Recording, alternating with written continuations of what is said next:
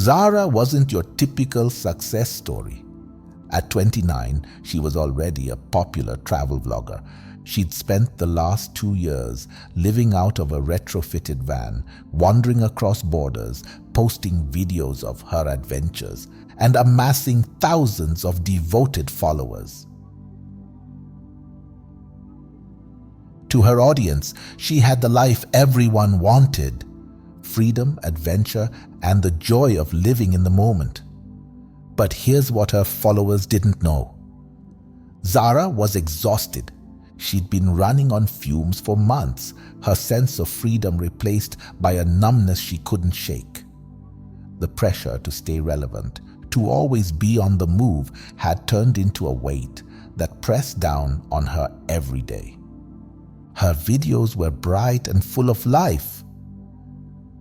But once the camera turned off, she was alone in a van, haunted by a constant, creeping anxiety. She'd become trapped in the image she'd built for herself.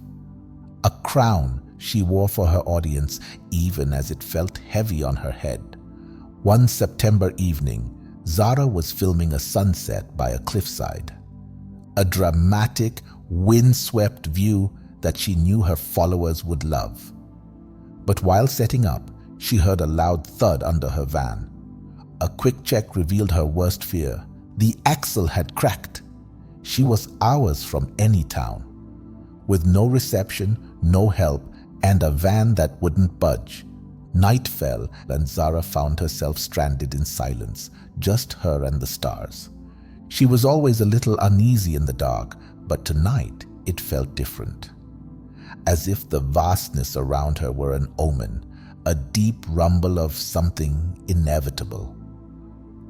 She tried to ignore it, to push down the panic rising in her chest, but the truth pressed on her like the weight of that crown, a constant reminder of her illusion of control. By early morning, after a sleepless, freezing night, she saw headlights approaching. She ran out and flagged down the truck. An older man rolled down the window, his lined face softened by a kind smile. "You okay, miss?" Not really.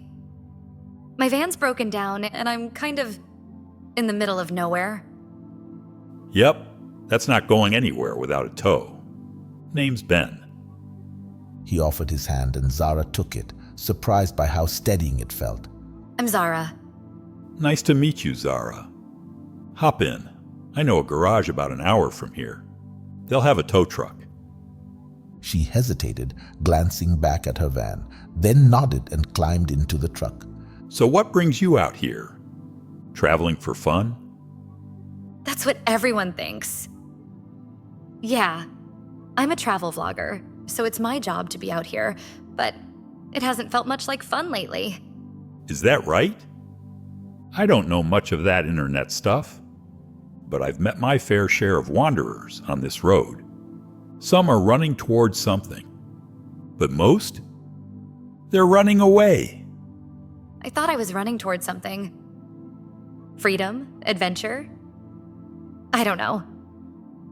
But lately, it just feels like I'm stuck in this loop, keeping up appearances. Sounds like a cage, just with a prettier view. Yeah. Maybe that's exactly what it is. Listen, I don't mean to pry, but I've been on this road long enough to know that sometimes what we're chasing isn't as important as what we're leaving behind. What are you afraid of finding if you stop running? Zara felt her throat tighten. No one had ever asked her that, not directly, not where she couldn't deflect or make a joke out of it. I don't know. Maybe that I don't really know who I am if I'm not traveling. Or that maybe I've just been faking it all along. Seems to me it's okay not to have it all figured out. Life's funny like that. But whatever you're searching for, you're not going to find it by running yourself into the ground. They arrived at the garage and Ben helped her arrange a tow for the van. Before he left, he gave her a small smile and a nod. You're braver than you think. Good luck, Zara.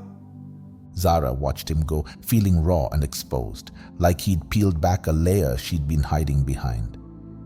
As the van was repaired over the next few days, she stayed in a small motel, and the days alone gave her no more distractions. She began to understand the storm inside her, a lightning bolt that had been waiting to strike to tear down the illusions she'd built around herself. That night, she sat on the bed, staring at her reflection in the motel mirror. She thought of the image she'd crafted, the life she'd shown her followers. A fearless wanderer, adventurer. Someone with a life as grand as the open sky. But the truth was something else. She was just a woman carrying a heavy crown of her own making. Her thoughts shattered through her like lightning, and she felt as though she were falling, like the people on the tower card who plummet from the heights they once believed was safe.